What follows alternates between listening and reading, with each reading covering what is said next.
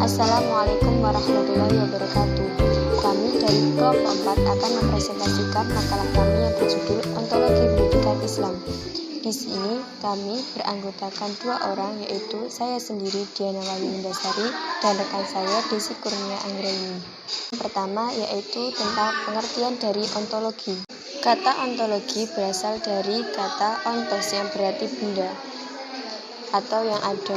Ontologi merupakan bagian filsafat yang paling umum dan yang paling sulit untuk dipahami. Jika terlepas dari bagian-bagian dan bidang filsafat lainnya, bidang utama dalam ilmu filsafat yaitu seperti filsafat manusia, alam dunia, pengetahuan, ketuhanan, moral dan sosial. Kemudian disusunlah uraian ontologi. Ontologi adalah ilmu yang mempelajari tentang keadaan alam yang sebenarnya secara universal. Materi selanjutnya yaitu hubungan ontologi dengan filsafat pendidikan. Ontologi merupakan salah satu di antara lapangan penyelidikan kefilsafatan yang paling kuno. Awal pikiran Yunani telah menunjukkan munculnya perenungan di bidang ontologi. Dalam persoalan ontologi, orang menghadapi persoalan bagaimanakah kita menerangkan segala yang ada ini. Pertama kali, orang dihadapkan pada adanya materi kebenaran. Dan kedua, pada kenyataan yang berupa rohani atau kejiwaan. Metafisika umum adalah istilah lain dari ontologi. Dengan demikian, metafisika atau ontologi adalah cabang filsafat yang membahas tentang prinsip yang paling dasar atau paling dalam dari segala sesuatu yang ada. Sedangkan metafisika umum masih khusus terbagi menjadi kosmologi, psikologi, dan teologi. Dan ontologi filsafat pendidikan menurut beberapa aliran. Dalam filsafat barat terdapat banyak aliran dan beberapa di antaranya dapat digolongkan ke dalam filsafat ontologi yang membahas hakikat realita, yaitu yang pertama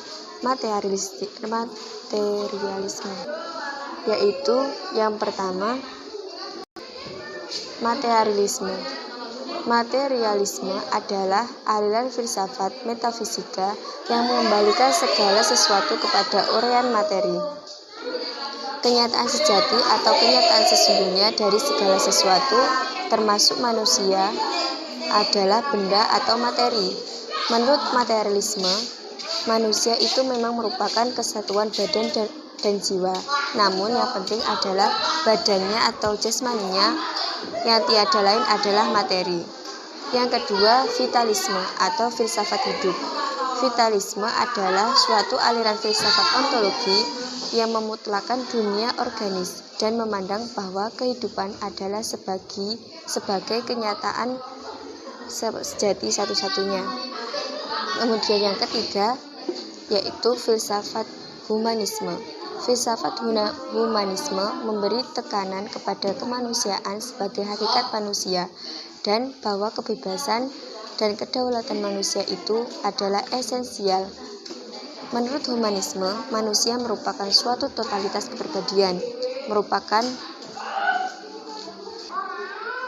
manusia seutuhnya atau total person. Manusia mempunyai potensi-potensi dalam dirinya, yaitu pikiran, perasaan, kemauan, spiritual, yang untuk menjadi manusia seutuhnya. Semua potensi itu harus dikembangkan atau diaktualkan. Manusia adalah subjek bukan objek.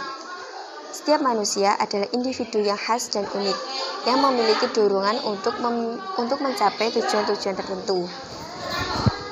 Manusia adalah makhluk pribadi dan sosial, dan dalam hubungan sosial, humanisme mementingkan hubungan pribadi. Manusia memiliki kebebasan dalam mengaktualisasikan dirinya. Kemudian yang terakhir yaitu eksistensialisme. Eksistensialisme merupakan aliran filsafat yang membahas kebenaran manusia dalam hubungannya dengan dirinya sendiri, dengan sesama manusia, dan dengan Tuhan. Aliran filsafat ini muncul sebagai reaksi terhadap keadaan abad ke-20, di mana ilmu pengetahuan dan teknologi lebih jauh maju perkembangannya dari ilmu-ilmu kerohanian.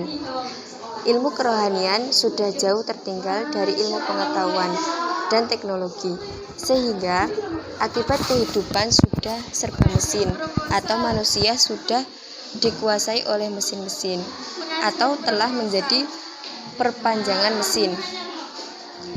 Individualisme manusia sebagai perorangan sudah tidak lagi dianggap penting.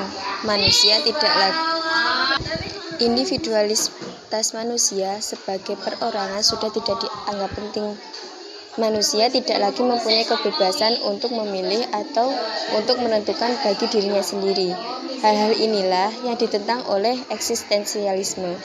Karena ini berarti bahwa keberadaan manusia sudah tidak otentik lagi.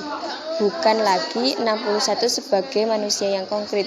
Manusia yang konkret bukanlah manusia pada umumnya, tetapi adalah manusia yang bereksistensi. Perkenalkan, nama saya Desi Kurnia Anggraini dengan NIM 2012000044 akan menjelaskan mengenai identifikasi problem pendidikan Islam, yakni mengenai globalisasi. Globalisasi yang sedang melanda dunia secara nyata menuntut kita untuk merancang pendidikan yang bertaraf internasional. Dalam perspektif budaya, pendidikan di era global menjadi wahana penting dan medium yang efektif untuk mengajarkan norma, mensosialisasikan nilai, dan menanamkan etos di kalangan umat Islam. Pendidikan Islam dapat menjadi instrumen untuk memupuk kepribadian Muslim, memperkuat identitas Muslim, dan memantapkan jati diri kaum Muslim. Bahkan peran pendidikan menjadi lebih penting lagi ketika arus globalisasi demikian kuat yang membawa pengaruh nilai-nilai serta budaya yang acap kali bertentangan dengan nilai-nilai dan kepribadian bangsa Indonesia. Globalisasi diakui telah menimbulkan dilema tersendiri bagi dunia pendidikan Islam. Hal ini mengingat konfigurasi pendidikan Islam secara umum lebih berorientasi pada dimensi etiko-religius atau kurang memperhatikan aspek pragmatis atau pasaran pendidikan. Paradigma pendidikan Islam masih bersifat segmentaris, belum bersifat totalistik. Sebagai akibat era globalisasinya, pendidikan Islam secara empiris belum mengakomodasi serta mengimbangi kemajuan sains di era global. Di lain pihak, usaha pembaruan dan peningkatan kualitas pendidikan Islam tampaknya belum bersifat komprehensif dan menyeluruh, serta terkesan tambal sulam, sehingga sebagian besar sistem pendidikan Islam belum dikelola secara profesional. Permasalahan seputar krisis pendidikan Islam ketika dihadapkan dengan kemajuan sains menjadi sebuah agenda pekerjaan yang menuntut upaya pemecahan secara mendesak. Bahkan, menurut Sinyalemen Al-Faruqi, krisis dalam aspek pendidikan ini yang paling buruk dialami oleh dunia Islam. Selanjutnya, saya akan menjelaskan mengenai pendidikan Islam dalam tinjauan ontologis. Pendidikan merupakan salah satu tolak ukur kebaikan seseorang, baik terhadap dirinya, pergaulannya, dengan keluarga, maupun masyarakat dalam tataran dunia. Sedangkan pendidikan Islam menurut pandangan Ali Ashraf dalam Toto Soeharto, pendidikan Islam adalah pendidikan yang ditujukan untuk melatih sensibilitas siswa atau anak didik sedemikian rupa sehingga dalam perilaku mereka tentang berbagai macam makna dari kehidupan ini diatur oleh nilai-nilai etika Islam. Pendidikan Islam tentu memiliki analisis dan tujuan berbeda dengan pendidikan umum. Sebut saja pendidikan umum sebagaimana dalam pandangan Atur dengan aliran nativismenya. Konsep pendidikan ini memiliki corak idealisme yang mengatakan bahwa perkembangan seseorang ditentukan oleh faktor bawaan yang bersifat kodrat dari kelahiran. Oleh karena itu, merupakan bawaan. Adanya faktor lain seperti lingkungan dan pengajaran tidak dapat mengubahnya. Lebih jauh dalam pandangan ini, bahwa pendidikan dipandang sesuatu yang tidak memiliki pengaruh, tetapi kemampuan seseorang didasarkan oleh faktor bawaan. Dalam paham ini, maka proses pendidikan dilakukan dengan cara membiarkan peserta didik tumbuh serta berkembang berdasarkan pembawaannya. Melalui pendidikan Islam, siswa diajarkan dengan baik tentang konsep Tuhan yang sesungguhnya. Pengenalan kepada Tuhan dalam konteks pendidikan Islam memang merupakan hal yang utama. Namun, jauh sebelum itu, tentu untuk mengenal hakikat dari pendidikan Islam, diawali dengan mengenal berbagai macam metode dalam upaya mengembangkan sistem pendidikan sehingga fokus dari pendidikan Islam itu akan bisa kita pahami secara utuh. Tentu untuk mencapainya tidak dalam kerangka yang hampa. Di situ ada usaha yang bersifat membimbing dan mengarahkan. Usaha pembimbingan dilakukan oleh pendidik terhadap peserta didik. Selanjutnya, saya akan menjelaskan mengenai ruang lingkup kajian ontologis dalam pendidikan Islam. Objek kajian ontologi meliputi ada individu, ada umum, ada terbatas, ada tidak terbatas, ada universal, ada mutlak Tuhan yang Maha Esa. Istilah ontologi ini lebih banyak digunakan ketika membahas yang ada dalam konteks filsafat. Dari apa yang telah dipaparkan di atas dapat dipahami bahwasannya ontologi adalah hakikat tentang keberadaan yang meliputi keberadaan segala sesuatu yang ada dan yang mungkin ada. Dengan demikian dapat disimpulkan bahwasannya ternyata sangat bervariatif, tergantung dari sudut mana mereka memandangnya dan apa kepentingannya.